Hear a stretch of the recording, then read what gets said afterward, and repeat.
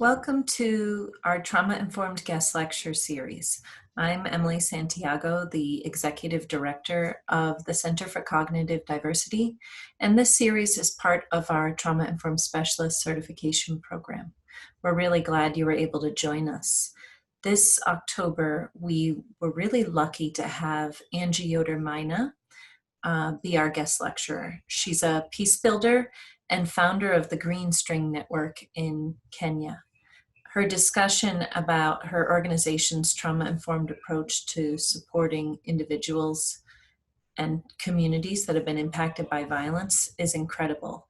And I'm excited to have her join us. Thank you.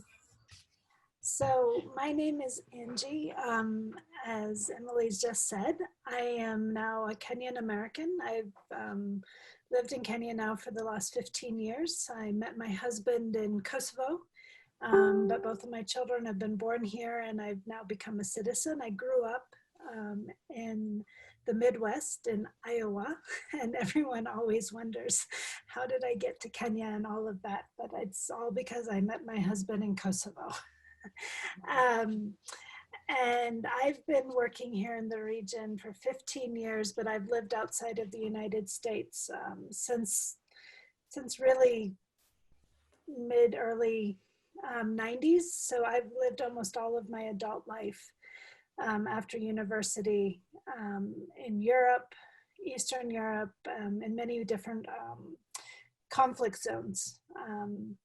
As well as having, and probably everyone's like, oh, you've lived in all these conflict zones, but the most difficult conflict zones I ever lived in was actually when I was an AmeriCorps volunteer in the early 90s in Pittsburgh.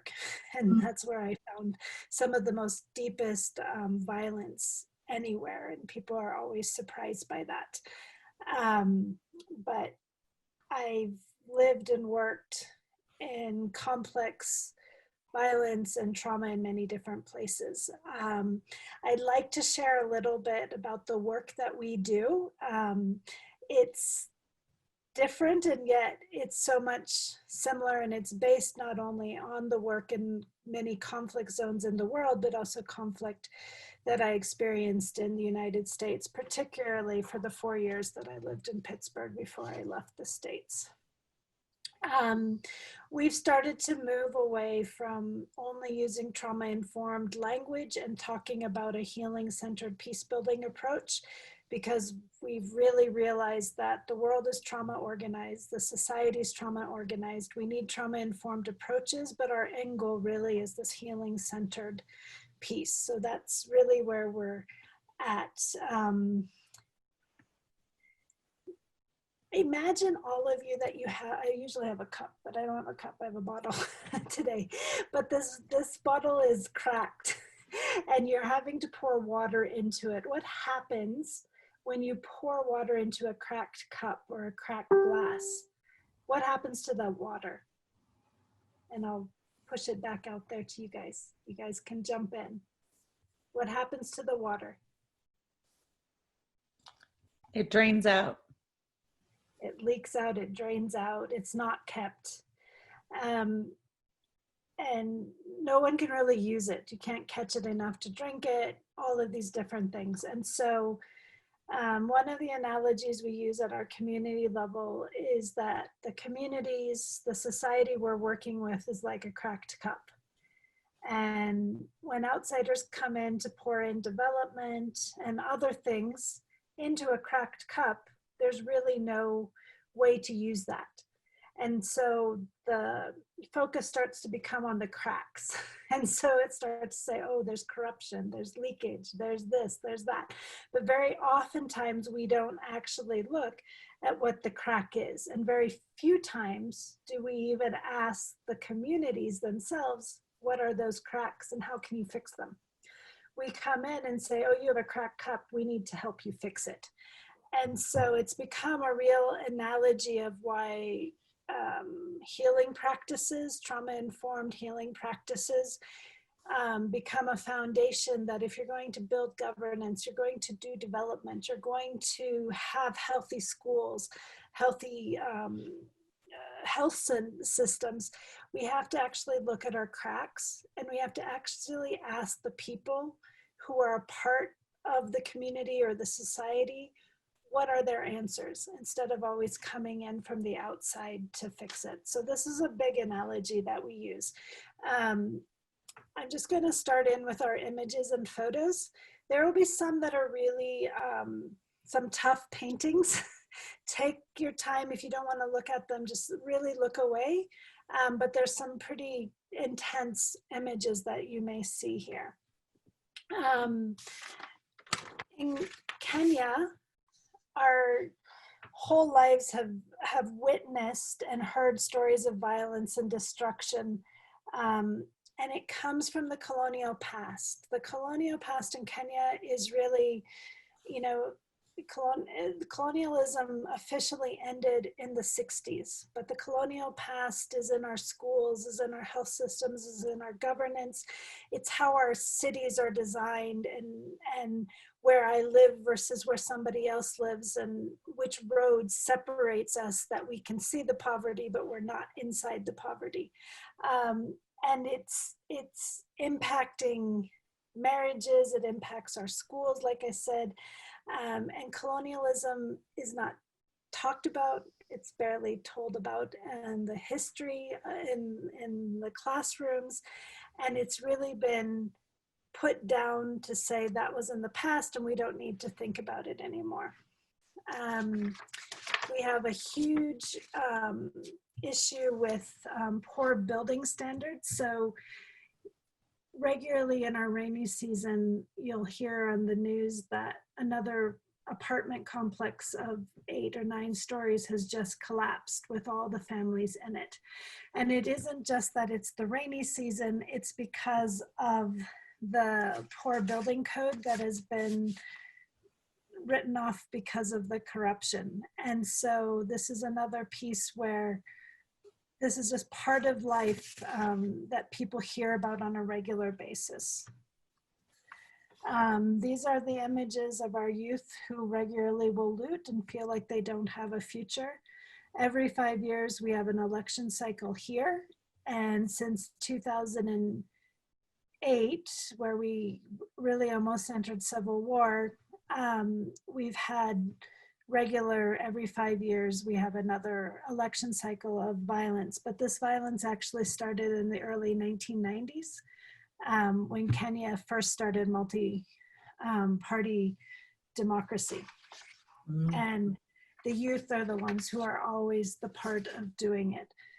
And they're, of course, the police officers, and we do a lot of work with the police. The police, our system of law and order is so broken. And in this picture, the policeman himself is running away from the anti-corruption police.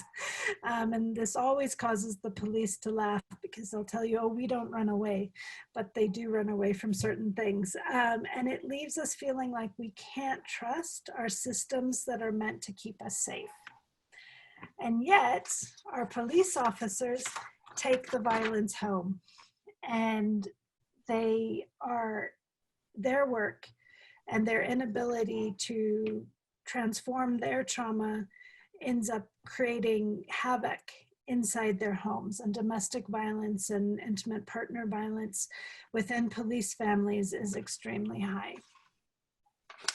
And yet they are the ones who are also transferring their own violence from the state onto citizens. And this is an event that happened in 2014 when in Nairobi, almost all of our Muslim population was scooped up off the streets and put into big stadiums to be able to be looked at whether they were actually Kenyans or if they were not Kenyans. Kenya probably has a 40 to 45% Muslim population, so quite a high population in our country. And yet our censuses constantly come back that they're only 20 to 25%. So the historical marginalization of large-scale massacres, chemical dumping, saying they're not Kenyan has been happening actually for decades since and because of the issues that happened during the colonial process. COVID has opened up a whole nother can of worms here. Young girls who are now out of school. Our schools were closed or are mostly still closed from March until last week, when a few classes went back to school, ones that are trying to study for their national exams. But we've had thousands and thousands of girls who've come up that are now pregnant. And so early childhood pregnancy, and this is girls from 13 to 18 who are now pregnant, but this is not something that just happens because of COVID. Young girls are becoming pregnant and they're losing their futures in Kenya every day. And it's not outsiders, it's not young men, it's uncles, brothers, fathers, teachers. It's a real problem. This next picture is the next one after this is actually quite graphic. But it's not just in the homes, it's in the workplaces. A few of the women who are officers in the police force will tell you that it's almost a rite of passage that you will be sexually harassed by your bosses. And if you don't do as they say, you'll be thrown out of the service. And very few women can actually get through it. But sexual harassment and violence is found in the workplace. But And in general, Angie, sorry what? to pause. Your organization created all these images, right, as an educational thing. So I want to give them that context that you use these images. Yeah. Yes. Mm-hmm. We use them to teach, we use them to talk, we use the images for people to do storytelling around their own issues. So I'll come to that actually at the very end. I'm just setting the stage with our images. Yeah. And this image, of course, rape and sexual assault, it's a national epidemic, and it's one that we can't talk about, but it's a huge part of the culture today. Every 5 years, as I've said before, ethnic tensions rise, our elections pull people apart. Our next elections are in 2022. And as I was sitting before this with my husband, he's like, it's already started. We're looking at something as bad or worse in 2022 that was in 2008. Where I really wondered if I'd come to live in Kenya or if I was still back in some of the really deep war zones that we had just come from. Our war on terror is leading to a lot of human rights abuses. So the police, and it's not just the Kenyan police, it's American military forces and British military forces who are training our police to do these kind of actions that in many ways is actually leading the society to say, I want justice for my family. I'm going to go and join Al-Shabaab, who is the main local regional terrorist organization in Kenya, but we have a few others. But Al-Shabaab is the Somali group that is primarily doing a lot of the action and is the target here in Kenya. Large-scale poverty is also just here, and it's a part of our daily life. All of these images that you've just seen have led us to be a nation of victims. This is where mental health issues and the trauma interact with the everyday life of people. And that's why I always say mental health is not something that's outside of what we do. It's something that's very much a part of the everyday life. And oftentimes because it's looked at as what doctors and the medical field should look at, but it's actually everybody's everyday life. And by putting it into images and pictures like we have, people all of a sudden realize, oh, that's not something out there. this is something that pertains to me. And so that's why we've really worked very, very hard to contextualize. We've contextualized for Kenya with both the police and the community work, but we've also done it for Somalia, we've done it in Ethiopia, and we've also just recently started this work again in Southern Sudan. And on the wheel of the victim cycle, you'll have young people who start to hurt themselves. We find that it enters into our families, and that the depressed and lived broken families and that these normal addictions of alcohol and drugs are making it worse, not just for those with the addictions, but for their families. I always say this is a picture of me. In Africa, the working mother also has a lot of the same traditional roles that she's constantly had for decades. And she's just added on being a working mother in the workplace. But there's so much pressure put on women in the society. We're also afraid of our neighbors and our fellow citizens. A young Muslim man gets onto one of the public transports with a bag. People will get off because they're afraid that perhaps he's carrying a bomb. And what we always say here is, in this image of the young man at the funeral who probably was killed by the police, how many of them have felt excluded, not Kenyan, hurt, and have already made the decision today that they're going to go and join Al-Shabaab or ISIS or somebody else in order to enact the revenge that they feel that they don't have. And all of you will know this, but this is one of the things that we always talk about is the brain. So this is just how we teach a very simple way of the brain. And we'll talk about the survival brain, and you guys have all know this, but it's the place of the fight, flight, freeze, and submit. And this is where people are surviving. And when people are to be here in our frontal lobe, it's really hard to make good decisions if we're just in our surviving mode.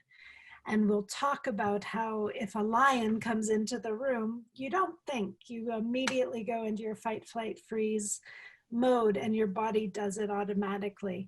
And so as that happens, this is switched off. And you get into to get to the green zone is where all of these things happen that people want to have happen. This is how people want to live their lives. And particularly we put the making money here, because that's kind of where people are like, I have to survive to make money, but we keep telling people, no, you have to thrive to make money.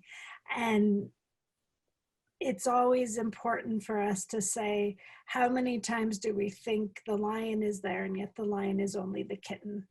And that's what we keep having happen every time we have the elections. And so we use really simple images and stories to be able to get some of these complex things about how our brain works and how this is how every single person is functioning. And we give out this little head and 3 colors to all our participants who do our programming. And they walk around, and I had one old lady who didn't even speak the national language of Swahili tell me through a translator that she uses this brain every day. And I said, really? What do you use it for? And she says, I get my husband to the green zone. And we've been married for 65 years. If I had known this 65 years ago, we'd have had a much better marriage. But now it's very sweet. And it's because of this brain. And she puts it under a pillow and sleeps with it. You know, it's become that important. It's just this little flashcard that we gave her that was laminated. And, you know, when I met her, she had been carrying it around for 1.5 years. And she said, this I tell everybody about this. So she talks about the lion, she uses it.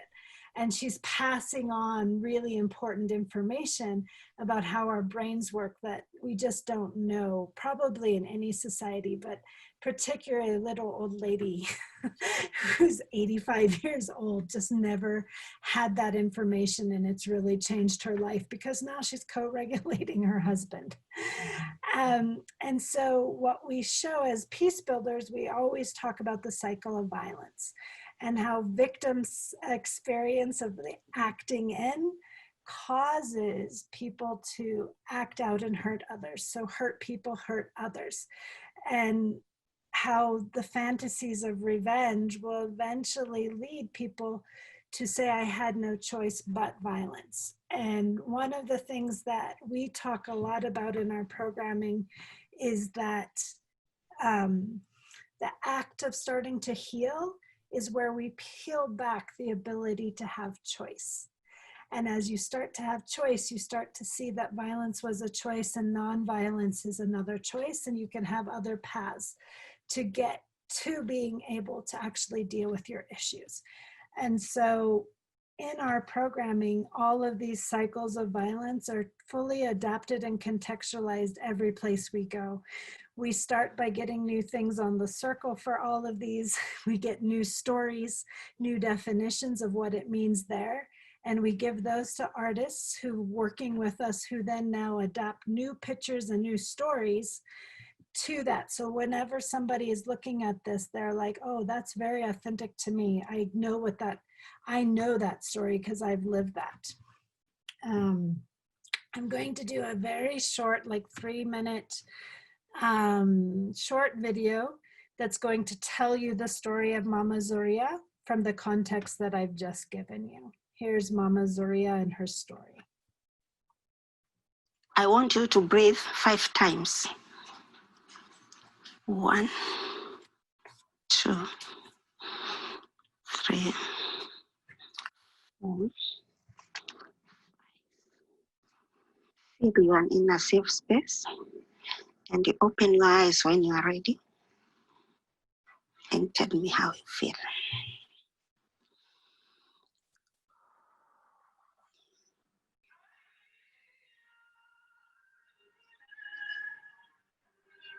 Zile siku wakati zinaposonga, nilijikuta yale mambo ambayo kwamba nilikuwa siwezi ongea kwa community ama na marafiki ama na watoto ama na nani,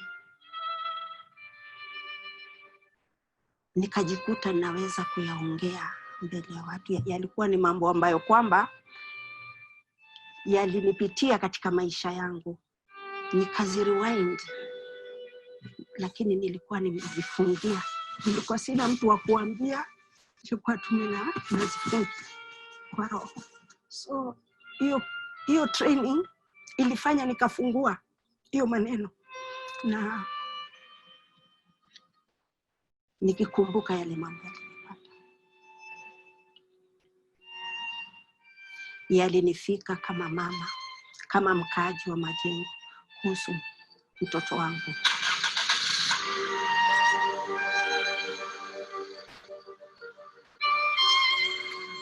Ambaye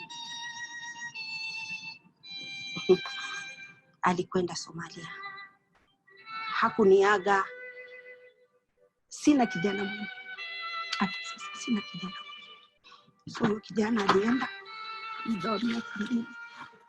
Na kwa kweli wakati maybe alienda akaona hakuna lile lililompeleka kule, vile waliambiwa waende sio kile alikwenda akaona. Alidecide kurudi. Na wakati kijana alirudi, yeye alichukuliwa kama mfisadi ama nini, ambaye alisaliti wenzake. So huko Somalia ilitumwa vijana wengine wa hapa Majengo wakamshoot kijana. Trauma, umekata tamaa na maisha na violent extremism. Hiyo ndio inakula sana Majengo. Na kuna mtu pale anakuambia come, you will get, utapewa bunduki bure, you will be trained, come and fight for your religion. Atafanya nini?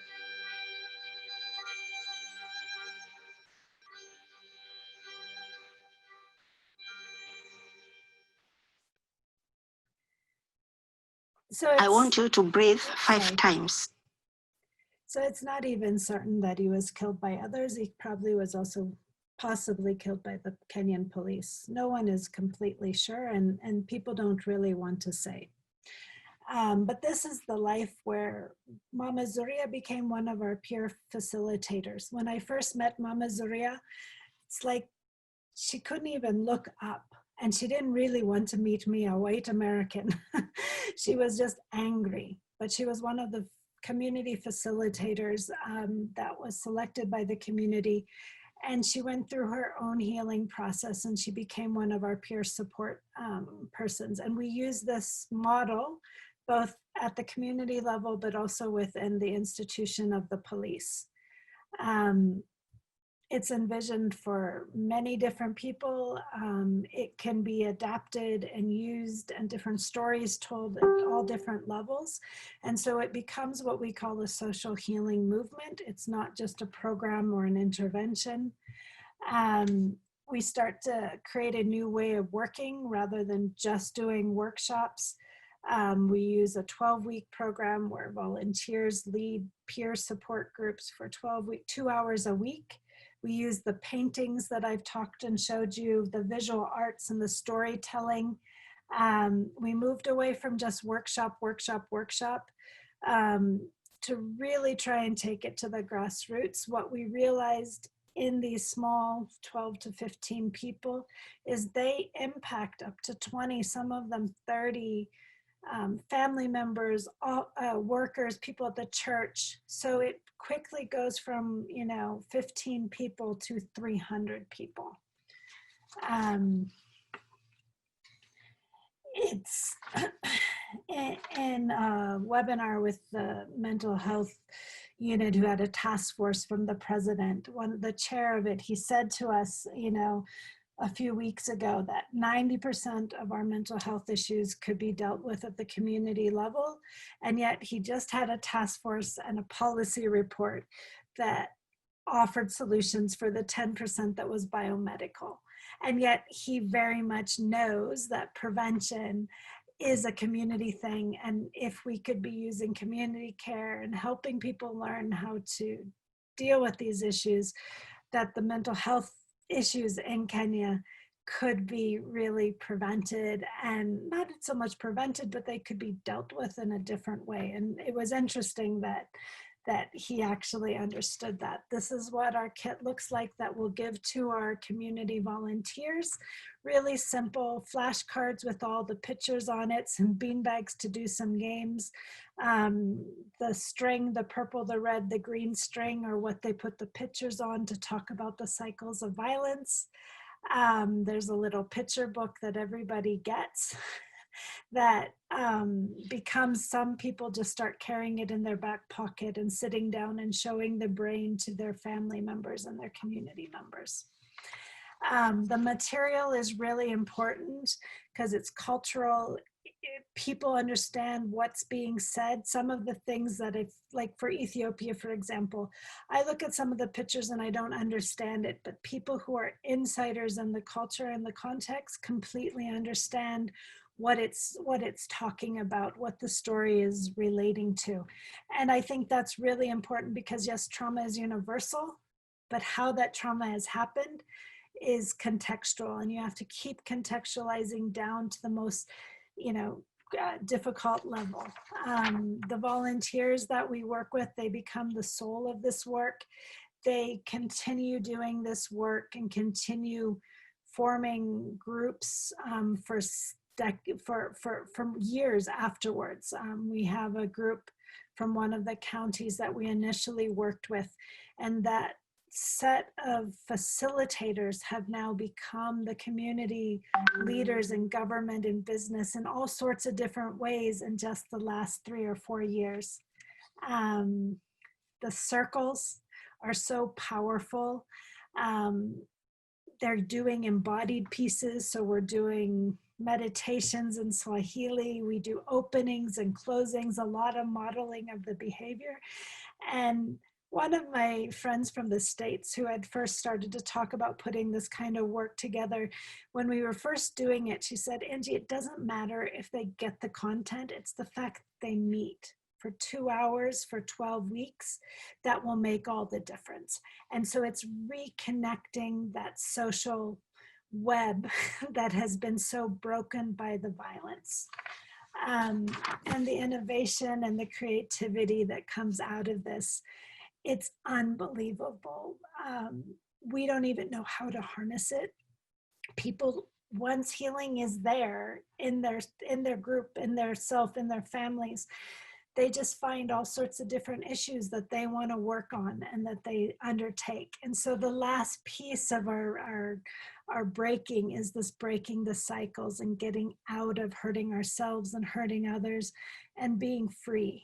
And I'm just going to show you some of the beautiful photos, paintings that have been done, because we don't just have the stories of brokenness. The pieces that we actually are the most powerful are the pieces of what's already happening. So people start to realize we're not just broken, we have so much resilience within us.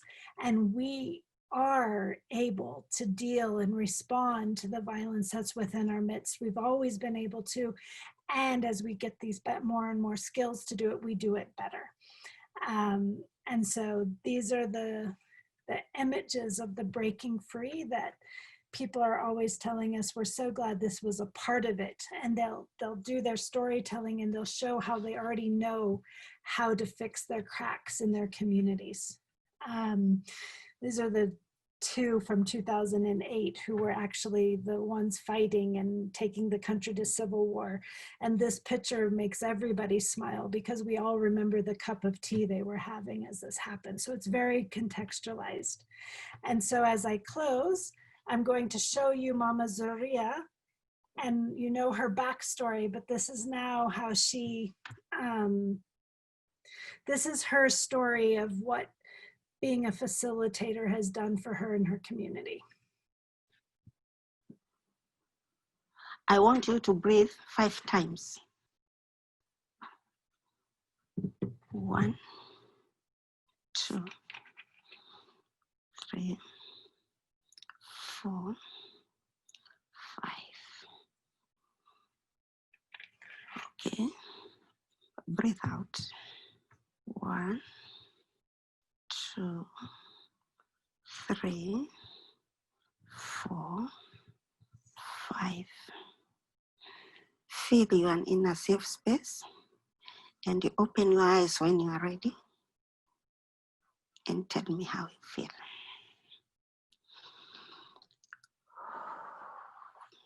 Never.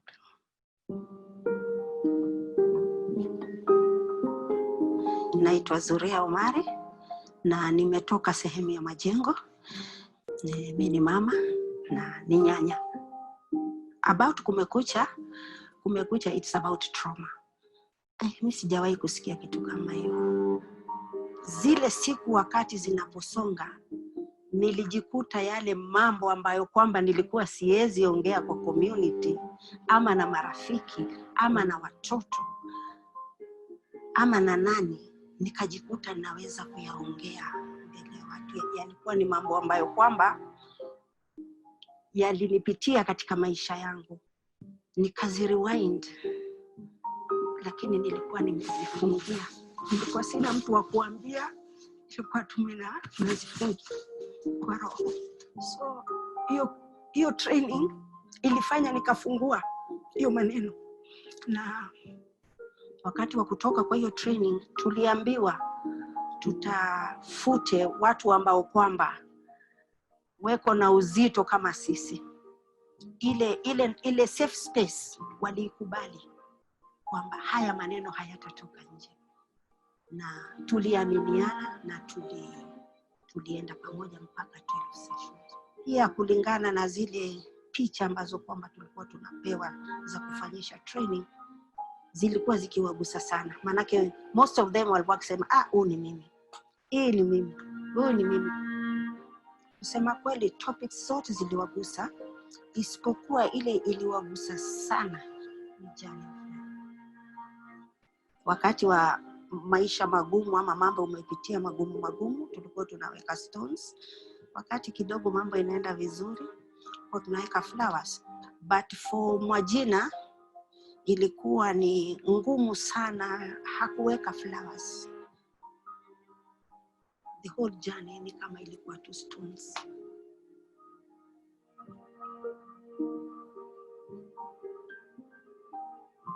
Trauma ni mingi.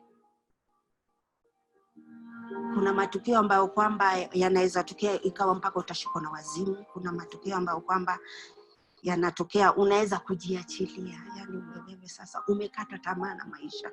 So hii program ilitu boost katika haya yote. Ndio mwisho wa mambo kutukumba.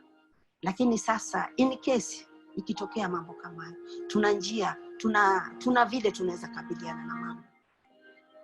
Lakini challenges lazima ziko. Ningeomba kila mmoja ambaye kwamba anasikia hii kumekucha aje. Tumetrainiwa, maparticipants wetu tumewatrain, waje tujifunze sote. Bado tunaendelea kujifunza na singeomba ishe, na I hope itasaidia wengi, na twende mpaka mashinani huko tutoe watu ambao wana trauma.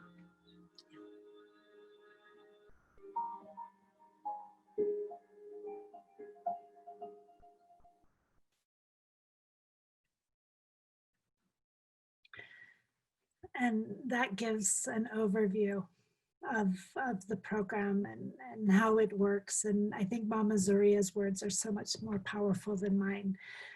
We call the 12-week program, I Refuse to Be a Victim, I'm a Resource for Peace. It's talking about the ability for each of us as humans to find something where we can reach out and we can do something for someone else. And that's a part of our healing practice. And that's what our work looks like. There's work with the police, there's work at the community level. It's extremely powerful work, and it's something that I'm really honored that I'm a part of. And I think then now maybe there's questions and I could take those, or I don't know what you want to do, Emily.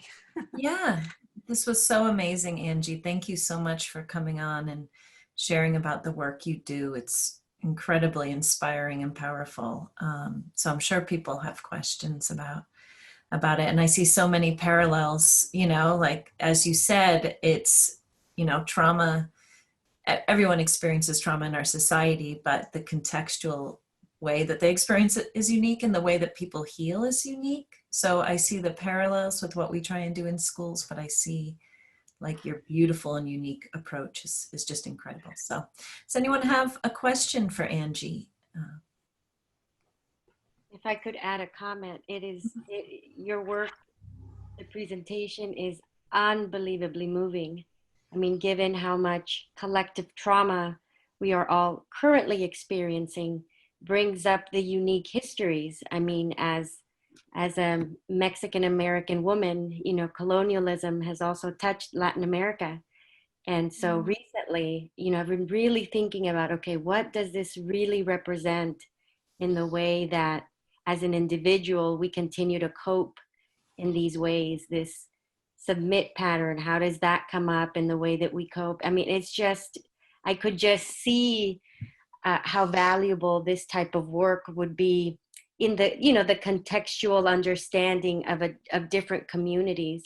And at the end of the day, that collective healing really can continue to touch the system at large. This idea of healing a village, that village touches another, and that village is a part of a larger community. That larger community is a part of a city, a state. Just unbelievably moving, Angie. Just beautiful. So thank you so much for sharing with us. Thank you, Mom. Thank you. I see, Andrea, you have a question. Would you like to ask your question? You want me to read it?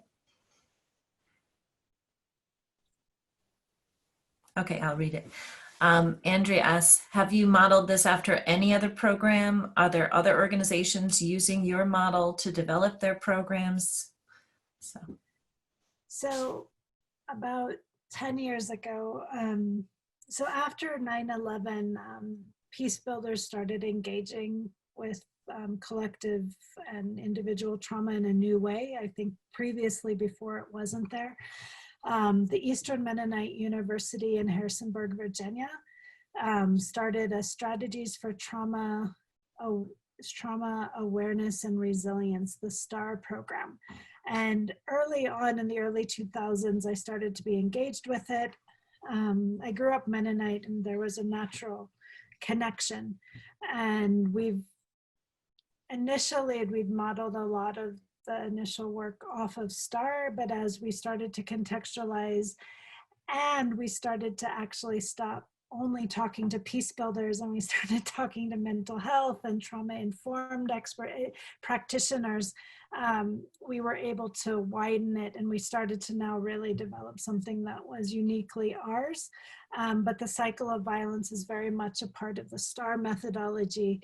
And in many ways, us and STAR have kind of moved along the same path. We've both moved into really bringing embodied practices into the programming.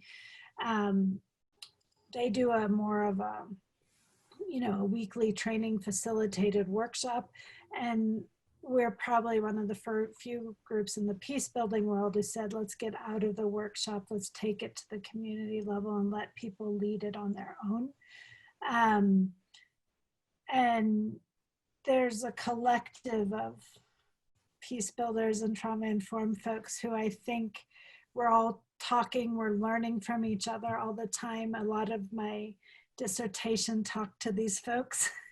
And we're often sharing and engaging, and I think our practices that get improved improve theirs and vice versa. So Zimbabwe, South Africa, Nepal, Myanmar, folks in the US, we're constantly talking and trying to improve our practice, and sharing what is improving so that the others who are also doing this. And we've moved from, peace builders used to talk only about trauma healing. We were the only ones using that language. And now we're much more using trauma-informed and healing-centered language. So we've adapted and started to use that. Thank you. Yeah, I see some comments coming up. Meredith, do you want to ask your question? Do you want me to read it? I can ask it. Hi, Angie. Thank you so much. I feel really, it's difficult to hear about, but it's really gives me a lot of hope that there are so many people out there that want to help and use their own experiences to help others. So thank you. I'm curious about how you support the community or the group facilitators, volunteers that might be experiencing burnout or secondary trauma from leading those groups, or how you yourself, like what you do to kind of take care of yourself. I can imagine you probably have been exposed to a lot of stories that are pretty painful to listen to, and how you might share that with us. So the starting point for our community facilitators is that they're all coming from mostly being burnt out, because they are the people that get knocked on the door at 2 a.m. when something happens. And so for the first time, they get put in a group where they start to support each other. And this is where I really love the work that Emily's been doing, that burnout isn't an individual issue, it's a community issue. And that we turn that on its head, and we really, they collectively start to support each other in ways that they have never even knew that they could. And comes in, we do use a lot of WhatsApp groups. When we're doing the 12 weeks, they're meeting every week to do their own debriefing and their own circle processes. But that doesn't end. They continue that. They continue their WhatsApp groups. They just find new ways to continue to support each other, and they feel like this process gave them something that they didn't have before, where they were just the only ones there. And you'll see our images are oftentimes really, really, like, violence is a part of those images. And we've had critiques from psychologists in the United States, from the United States, that you can't show these things because you'll traumatize people, you'll re-traumatize people.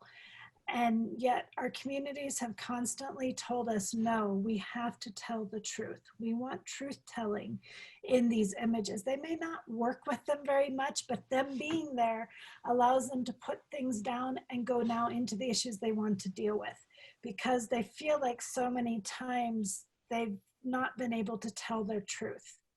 And it's a very important part of the healing process. And in many ways, I've felt that when these outside experts have come in to tell people what they can or cannot handle, it's just another form of the colonialism. Mm-hmm. And it comes from experts, so the experts are always right. And yet, if you listen to communities and you listen to people, they're saying, no, we see worse than that on the way to the group. What are you talking about? That's, and yeah, I mean, people will break, like, people will cry and people will have emotions, but it's usually on the most benign card, the most benign story of, like, why me, written there, where everyone is like, yes, that one. And that's what they'll spend their whole time with. We've never had, like, people have not come and said, I'm re-traumatized because of this. They've said, I'm using this as a part of my healing practice. And I feel like sometimes the outside experts bottle things up and want things to be controlled. Mm-hmm. And if you listen to people, they know their cracks. They know what they need and what they don't need. And when they don't need it, they tell you, I don't need that. You know, like, there's lots of choice. There's 300 paintings, and what they put out there is usually what they need, not what we need as outsiders. Mm-hmm. So trusting the individual, right? And going from a place of centering around their expertise as survivors. Yeah. And that lived experience is really, really important.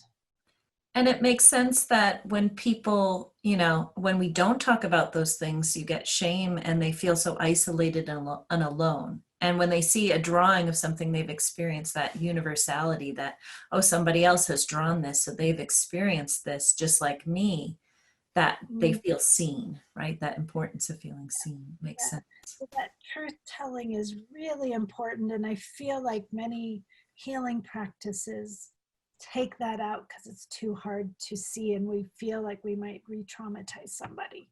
Mm-hmm.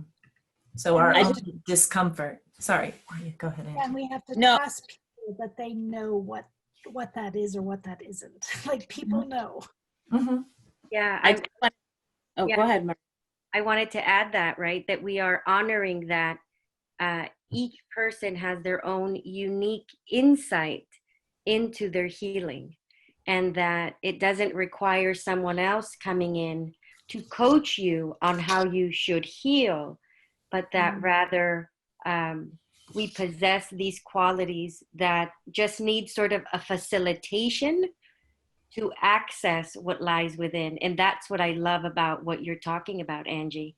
And I think it is another form of continued oppression when we as outsiders in a helping way decide that we can teach you how you need to heal, rather than really listening to what intuitively we know about our own healing. We just need tools, we need support, we need those things, and it kind of takes off in that way when there's a model to follow and a supportive network. Exactly. Thank you, Erica, for your Mr. Rogers quote. I've been quoting Mr. Rogers all week, of course, because of the whole Trump issue, and that Biden's town hall was Mr. Rogers like. And that's what we need. I love this. Anything that's speakable is manageable. We're going to use that quote. Wonderful. I wanted to jump in and just appreciate what Angie's saying, because a lot of the work I do, well, I'm also Colombian American, but a lot of the families I work with are African, and I'm always coming up against the fact that everything we push upon them is very Western in an orientation. And so we want them to function and think the way we do.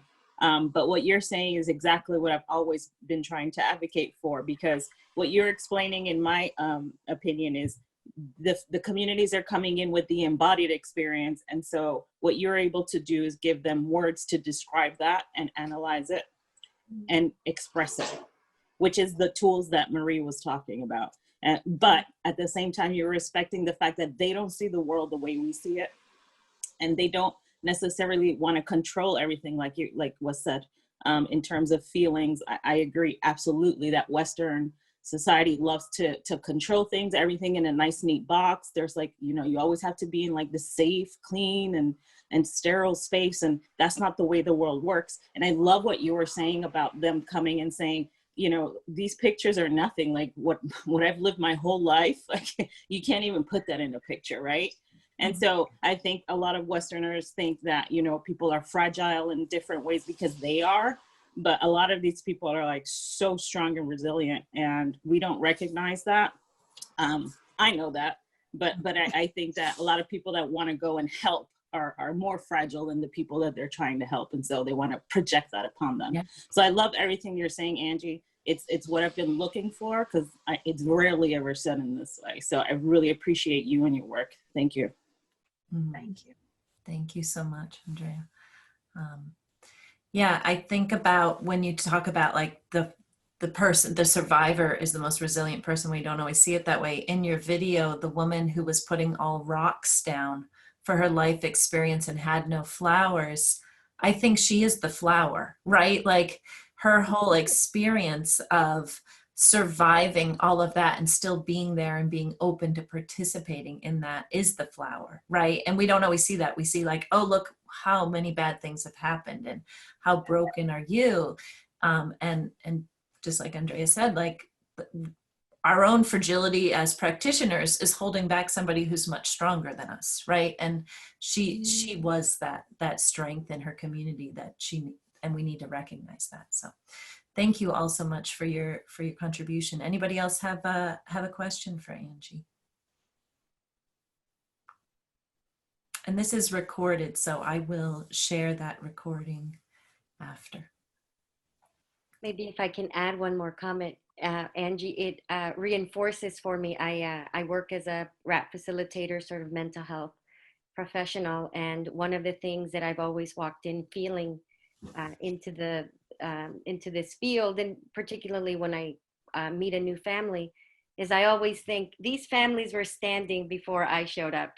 I don't show up feeling that I have to rescue them, because they were standing before I showed up, and I know in my heart they will continue to stand when I leave. And so I see my role as just facilitating whatever it is that they need, but never from a sense of I have to do it for them or they can't do it themselves. And I don't know, it's very encouraging to hear that in your model as well, because that's exactly how it's always felt for me. I am not here to do something for them that they cannot do for themselves. Absolutely not. So thank you. Mm-hmm. Yeah. And just importing that Western model of mental health to Africa. I've spoken to other Africans who are like, well, we don't have that many psychologists. We don't have that many psychiatrists. And we see in America, having that many psychologists and psychiatrists isn't improving our mental health. It's putting a Band-Aid on it. What we really need is to empower our communities and build those kind of beautiful circles that you talk about, that are building skills and honoring the internal capacity of the community that really has been broken by colonization, right? That distrust in ourselves. So thank you. Right. And the World Health Organization right now, as they kind of like move mental health out to Africa, is really pushing the biomedical model to the point where that's all that mental health is now actually seen as. And I just keep backing off. And when I, as a white woman in Kenya, sit at the table with all the psychologists and psychiatrists, and they don't know that I'm not one because they think I am, and I don't tell them I'm not. But I say, but why are you replicating a model that's broken? In the West, people's mouths drop because they've never been told that. Their universities are just mere models of what is being taught in the West. And that's why I keep calling it up and saying, this is the history of colonialization. And there's some new books out there that are about, you know, the mental health movement that needs to be decolonialized. And some of you may be really interested in those. I think that's kind of the title of it. But it's really coming from the World Health Organization, and it's really much tied into Big Pharma. They're seeing Africa as the next place to be able to sell their drugs. When Africa often has the solution with that deep connection, connected communities. People I've spoken to in Nigeria, it's like we treat mental health conditions with dance and singing and coming together and reconnecting people who have been isolated. And that's what we need to learn in our own country. How do we do that in a way that feels authentic and healing to, you know, people in Pittsburgh, people in Oregon? You know, it looks different for everybody, as you said. So, wow. Well, this was an amazing conversation, Angie. Thank you for making the time. And yeah, we really have been honored to have you share your experience. If anyone wants to look up the Green String Network, I'll put or Sarah, could you help me put the link in the chat? I know I had it in the invite as well. But great. Yeah, I see a lot of appreciations from people as well. So, thank you.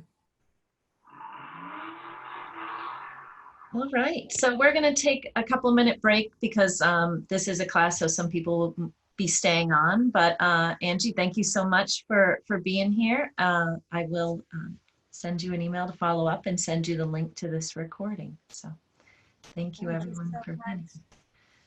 Yeah. Thank you. Have a nice day. Absolutely. Bye, and thank you Bye, again. Angie. I'm so honored. Bye. Yeah.